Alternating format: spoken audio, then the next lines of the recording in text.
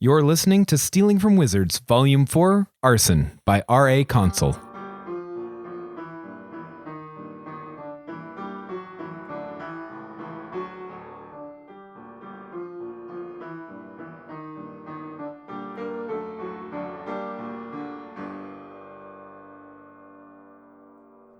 Chapter 16. Samhain. Very little exists that a dragon will not at least attempt to eat. All that is needed for a dragon to take a bite out of something is to see it move. They have been known to attack carriages, waves, and avalanches. Whether this is a feature of instinct, curiosity, or stupidity is a matter of some debate. As it turned out, it was a good thing Kuro hadn't made himself late to the feast. Not because he was wrong about the insufferable flattery he'd be subjected to and demanded to supply, but because it prevented him finding out whether anyone would go looking for him if they thought he'd died.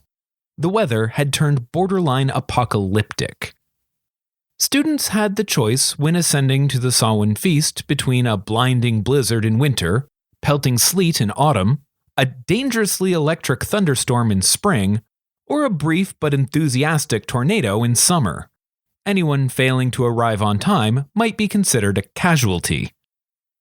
Sensible people would have cancelled the event, but the food was already up there, and the weather was better on the butte, if only marginally. Also, no self-respecting wizard would accept being defeated by mere weather. Kuro had no such self-respect and attempted an about-face, but Charlie wouldn't have it. You control the weather, she argued. You have less of an excuse than anyone not to go. I do not. The west wind is kind and does me favors sometimes. She does not control the weather, though. Charlie pointed to the sky where the sleet was parting so not a single drop dampened their Samhain formal wear. Oh, really? Well, she doesn't make the rain and snow, and definitely doesn't make tornadoes. She's very sweet. Charlie changed the subject to speculate about the food, recognizing that further argument might annoy the wind and she'd be stuck fighting the storm like everyone else. They arrived at the lift station and joined the queue. The butte lifts were rarely used. Anyone who was meant to be at the top of the butte had their own means of getting there. The only time they were rolled out was when a high schooler was too injured or ill to get themselves up or down, or when the weather was too poor for safe ascent. Given the current likelihood of an airborne student getting struck by lightning or sucked up into a twister and spat out over the bay, their use had been made mandatory for the evening.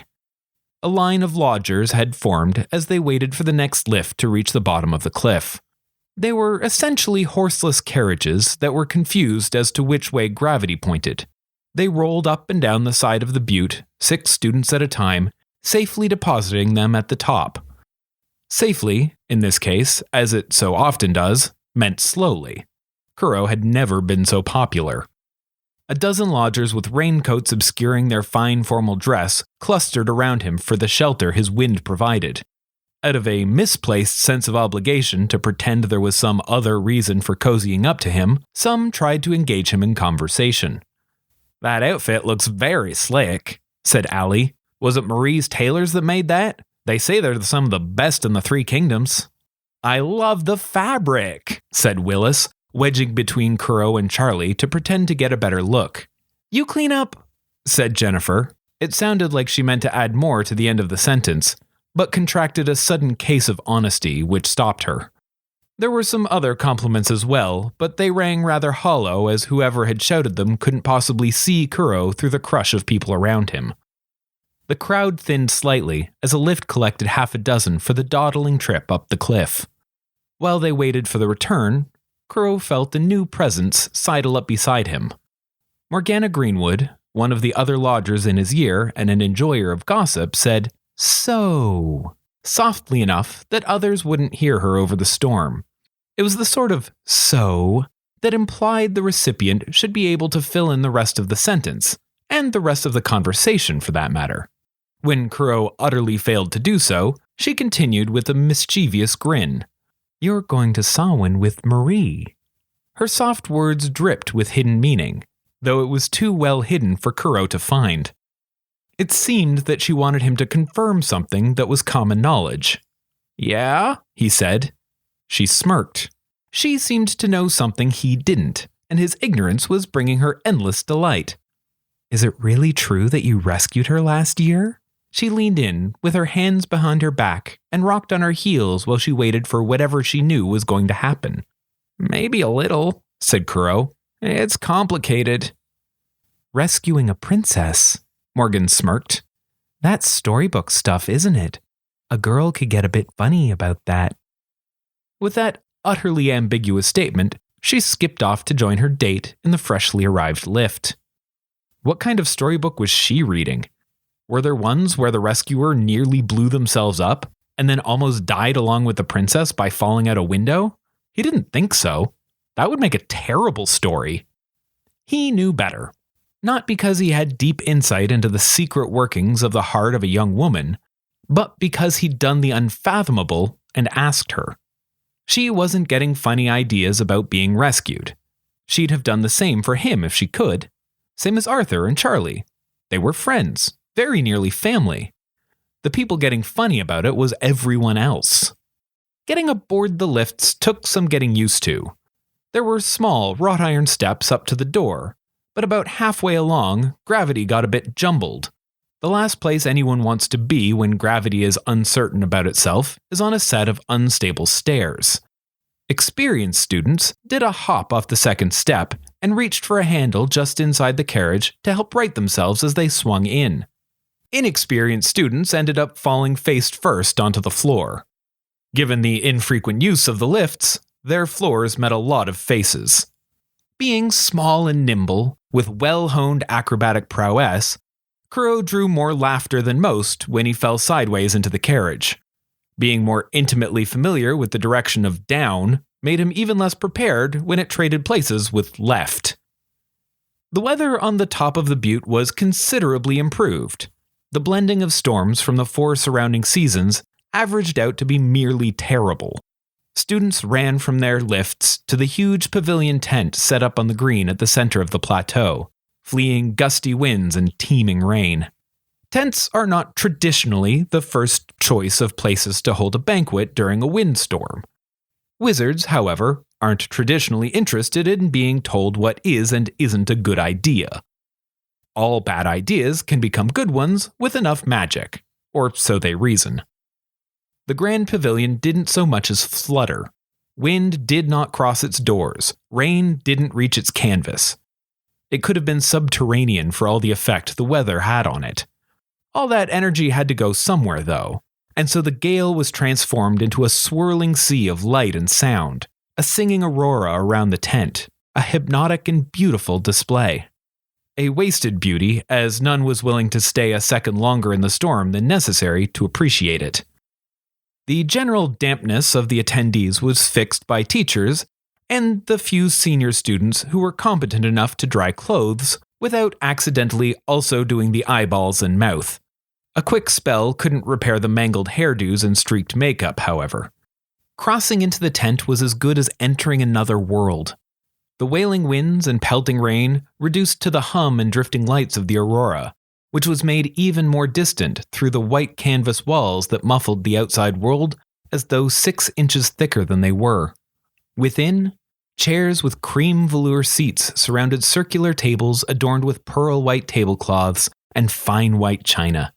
Stray staff, all in crisp white uniform jackets and black bow ties that only ever emerged for this meal, swam through the sea of students, offering appetizers and seating stragglers. Kuro and Charlie found their table, but not their dates. That was to be expected. A queen couldn't show up early to a party. She needed an appropriate crowd to appreciate the majesty of Her Majesty. Arthur was there, though, and together the 3 joked about her knights probably having to hold her at sword point to make her appropriately late. Marie liked being on time and hated being the center of attention.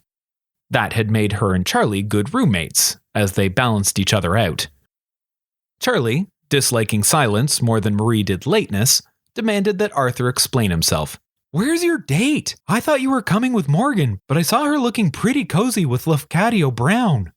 "We were going to come together, But then Lafcadio and her started going out for real, said Arthur, in the utterly expressionless monotone he used when not pretending to be someone else. It doesn't surprise me. She asked me to look a bit like him when we were kissing.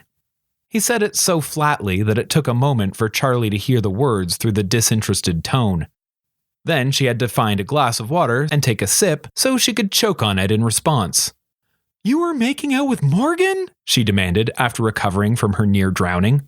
Sure, replied Arthur, apparently unmoved by her astonishment. She's nice, but since she's dating Lafcadio now, I'll probably meet up with Jan after the feast instead. A part of Charlie visibly died. She looked around for a bowl of soup to drown herself in, but dinner wasn't yet being served. We're getting left behind, Kuro. We're going to be the last ones in our grade to kiss someone. Well, you might be, he said. Charlie was revived, a blazing phoenix of outrage. You too? Before me? When? Who? How?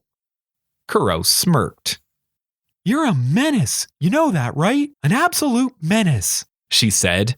When did you learn to lie anyway? You're supposed to be the trustworthy one. Now who am I supposed to believe? The raccoon? He's more devious than Marie. I didn't lie, he argued. I just said some words and let you fill in some blanks. Really, you were lying to you. She was not moved by his argument. I don't really mind anyway, he said. I'm used to being last. A tirade was about to pour forth, but the words caught in her throat. Kuro and Arthur turned to see what could possibly have silenced Charlie. The royal retinue had arrived. From the neck down, Marie was the embodiment of a queen. She had been dressed in a rich royal purple ball gown that gleamed with gold accents. The bodice flattered her figure, and the billowing skirt bounced and flowed like it was made of layers of expertly stitched smoke. Above her brows was a platinum tiara set with amethyst and diamond, confirming her royalty to anyone in doubt. Wedged between the two was the Marie Kuro knew. Her pursed lips and furrowed eyebrows fought to meet each other at her nose, and the dark eyes behind her extremely bland, thick-rimmed glasses were unimpressed with all the attention. The four knights flanking her were dressed to match. Each wore something inspired by their formal uniform, but in purple, silver, and gold to complement the queen's outfit, and each unique to complement its wearer. Moira had a flowing skirt with a slit opposite the sword belted to her hip. Bella had no sleeves, showing off her muscular arms and a fresh tattoo of a flaming boar. Azalea had a tightly tailored jacket with black lace spilling out around her wrist and collar, which made her look a bit like a very dangerous librarian. And Sir Craigleith McCool, being nearly a decade older than any student, was dressed the way he'd been drawn in the comic books about him. He looked princely, dashing, and like he wanted to be anywhere but there. Everyone with a drop of noble blood stood for the queen. Marie swallowed a groan and managed to keep her eyes from rolling by closing them. She offered a gentle curtsy to the assembly instead, as was expected of her. She swept through the room with graceful confidence and was then stumped by her own chair. How am I supposed to sit down in this thing? As Marie wrestled with her layers of petticoat, Kuro felt obligated to pay a compliment of some kind. Nice dress, he said. Thank you, said Marie. It's like something out of a movie, but it's impossible. I can't even go to the bathroom by myself. It's kind of my fault, though. The sartorialists seemed bored, and so I told them to just have fun and make whatever they wanted. This is what happened. She gestured to the gown. And look what they did to the poor knights. They look like backup dancers from a music video. I am so sorry. At least they made me look badass, said Bella. They could have loaded me up with lace. I kind of like the lace, said her little sister, who fussed with her cravat. You look rather dashing this evening, Kuro. It wasn't clear how she knew, as she seemed to be looking at her own shoes rather than him. Yeah, he conceded. This was exactly what he'd been dreading. Just a big circle of everyone telling each other how lovely they were. The weavers made it too. The best part is if I tie the sash tight around the bottom of the jacket, and I don't put my arms in the sleeves, I can wedge my elbow into the sort of pocket it makes so I don't have to wear a sling. For some reason, the rest of the folk at the table were less impressed with that feature than he was. "Do we need to impale whoever did that to your shoulder?" asked Bella. "I hope not," said Crow with no small amount of worry. "I did it to myself." People laughed. A nice laugh, too, not a mocking one. It wasn't meant to be a joke. Fear of impalement rarely put him in a joking mood. But he found himself smiling along with the group. He was among friends, a rare and cherished thing. Moments worth cherishing are fleeting. The imbalance in the cosmos caused by a large group of people being happy in each other's company will inevitably collapse. Your Majesty, I do not believe we have had the pleasure of being introduced. An older boy, probably in his final year, had approached with the confidence and poise of a prize pony. Blandland's glasses frames with no lenses balanced on his proud aquiline nose, as had become the style for those trying to mimic the new queen's fashion. He bowed deeply, one toe forward and one arm outstretched, in the manner of the Acadian court. Also in the manner of the Acadian court, he completely ignored anyone he considered his lesser. Je suis Laurent Rocamadour, and I prostrate myself in your service. I have inherited the lands, titles, and unmatched fertility of the Rocamadour line. It would be an honor to be allowed the privilege to woo Her Highness. He raised his head to find his proposition had not earned the desired response. Marie's face had twisted in horror. She had a look like it was good she'd not yet eaten, or the first thing out of her mouth might not have been a rejection. No, thank you," she managed to utter without gagging too hard. "Would you like me to eject the gentleman from the tent, Your Majesty?" asked Craig. "Or possibly the island?" "You're just looking for an excuse to stop sitting at the kids' table," chided Bella. "Perhaps I have failed to represent my qualities to Her Majesty," Laurent continued to speak as though the collection of armed knights did not exist. They weren't high-born nobles like he and the queen, after all, and thus were unworthy of his time. But someone behind him was. "Jeune Marquis Rocamadour," said a voice so refined and sweet, it felt like a dentist drill was already working on the cavity it formed. "I was not aware that your betrothal to Lady Isolde had been broken. That is the only reason one could imagine that you might proposition my queen, is it not? I shall send a letter of condolence to your mother right away. She must be devastated." Threats of dismemberment wouldn't have had the impact of Evelyn's words. Abject terror filled the young man from powdered cheeks to pointed shoe. "That is, of course," he stammered, "a simple misunderstanding. I merely wish to introduce myself and offer my service, should Her Majesty ever require it." He was already backing away, bowing repeatedly as he fled.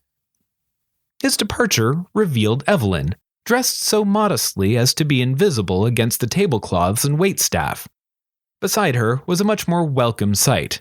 Sam, carrying a tray full of soup. "It's good that you folks came armed," she said with a smirk, "in case your dinner tries to fight back." Under normal circumstances, that might have been taken as an insult, mocking knights for bringing swords to a dinner. For this dinner, however, it was a genuine concern. It was important when approaching the Samhain feast to understand the source of the food. It is donated. While most food donations were made to those in need out of a sense of quiet compassion, this was the opposite. This was an opportunity to show off.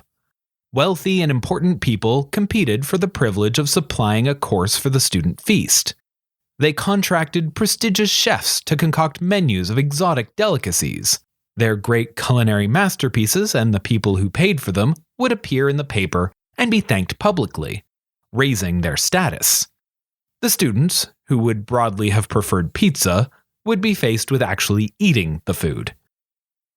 It was best to go into the feast with an open mind and some snacks in a pocket. The meal began with Ouroboros bisque, which was fairly tasty, if a bit fishy. It was challenging, however, to get past the appearance. A whole steamed eel was laid around the rim of each bowl, posed to be eating its own tail. Not everyone appreciated the presentation, but that meant Kuro got 2 extra eels, which he considered a victory. "Sam's my favorite stray at Summerhill," said Marie while she avoided her soup. "She's not afraid to joke around with me and admits to having watched television. All the others act like I'm going to start shouting 'off with their heads' or something. She says it's because she's friends with you, Kuro, but I think she just can't be bothered pretending." Evelyn follows her around like a shadow, though. She says she's weird and insists she's trying to poison me or something. Kuro watched Evelyn. She was indeed watching Sam's every move. Sam appeared unperturbed. A young noblewoman scrutinizing her didn't present so much as a hiccup in her flow. She knew her art and the rhythm of the room. She floated between tables and chairs, while Evelyn scurried and scampered to keep up. Salads appeared as bowls vanished.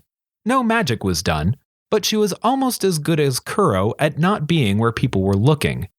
So far as he could tell, as she was good at maintaining a professionally neutral expression, she was enjoying getting Evelyn to trip over chairs and get trapped between other servers. He felt the tiniest bit of sympathy for Evelyn. She had, just then with Laurent, been helpful. It was only for a moment, but it was for the benefit of Marie. Little by little, his opinion of Evelyn was changing. Not to a particularly positive one, but it was growing slightly less worse. The salad was to be approached with care. Moira warned after an incautious first bite, with a look like her nose had been invaded by fireworms, that the salad included elk radish. That being a bigger, meaner, and more aggressive cousin to horseradish. An incautious bite could strip a person's sinuses down to the studs and clear out the insulation.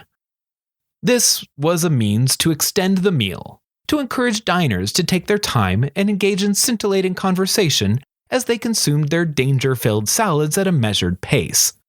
Being served to a room full of students, it was largely a source of dares to race each other to the bottom of the bowl. Never had fine dining been so loud with expressions of regret.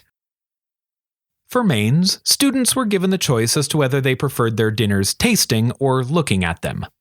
Naturally, that wasn't what was written on the menu. Unoffered was Gutan or Nautilus en coquille. Both sounded like exciting delicacies, except to the few who knew what those words meant.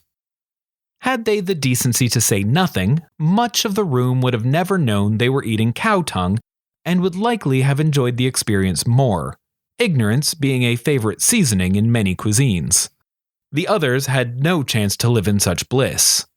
Students got an unpleasant zoology lesson when a full-sized nautilus, which is something like a shy octopus, appeared on their plate staring back at them, with stewed tentacles draping out of an opening in their spiral shell. The vegetarian option was better and worse in equal measure. A stir-fry of aquatic vegetables seems fine, but the kelpie leaves produce something of a moral quandary. If a vegetable can gallop and whinny, is it still a vegetable? Kuro used the relative quiet brought by people coming to terms with their meals to observe the room. Everyone came to the Samhain feast, from stray servants to principals. Many folk he rarely saw and some he didn't know existed were present. It was an excellent opportunity to look for evil wizards and nascent Norns.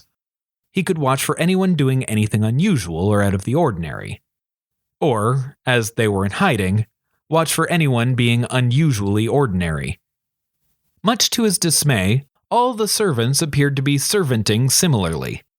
They worked together and were intentionally indistinguishable in their uniforms. The only one he could reliably pick out was Sam, and that was only because she had an annoying shadow ensuring she didn't assassinate anyone. Similarly, the teachers were teachering their absolute hardest. In a tent full of students making puppets out of the cephalopods they were meant to be eating, the teachers had to maintain a strict sense of decorum. None wore anything that was obviously a mind-controlling circlet. None was doing any weaving behind their back, so far as he could tell. He did manage to break Ms. Crawley's performance briefly. They made eye contact while she decorously attempted to remove the tentacle that had suctioned itself to her teeth. She gave him a look as though pleading for him to make something explode and allow her to escape. Completing the trend, students were studenting like mad. There were factions within the body, junior and senior, rich and poor. Each approached the meal in their own way. The well-to-do ones all fought to see who could pretend to find the meal the most ordinary in a game of competitive scoffing. The more they talked about how many times they'd eaten fresh nautilus and how it was so much better when prepared by their chef, the deeper the lie. The blather let them kill time until it would be taken away. Poorer students hadn't the burden of keeping up appearances, so could be honest with their opinions. They could be summarized thus. The tongue was tasty once you got over the texture. The nautilus was bland and impossible to get over the texture, and the stir-fry was fine if you took out the parts of the kelpie that were still moving. The only truly strange behavior Kuro could recognize was at his own table. He noticed it by not paying attention. While looking around the room, he caught the reflection in the silver water jug of Azalea staring to her left. He turned to follow her gaze and saw nothing out of the ordinary. When he looked back to her, she was attending to her plate. He thought nothing of it until it happened 3 more times. He puzzled over what to make of that when he noticed he could hear himself think. Everyone was politely working their way through their meal with only the occasional comment as to the odd flavors or complaint about having to chase down wandering kelp. Everyone was quiet. Everyone. He stared at Charlie. She was sitting bolt upright and very delicately working her way through dinner, her tongue as quiet as the one on her plate. She noticed him watching and offered a slight smile and a gentle nod before returning to her meal. He double-checked that Arthur was still in his seat and wasn't impersonating her. If he had been, Kuro thought he'd do a better job. His eyes lost focus as his brain worried what happened to his friend. She didn't look sick. Nobody had been mean to her or told her to be quiet. She seemed happy to be there. A raccoon is stealing desserts. She had been in a fine mood when they were in the carriage. It wasn't until the knights had shown up that she'd gotten quiet. Maybe she was trying to show some good manners in the company of a queen and her attendants.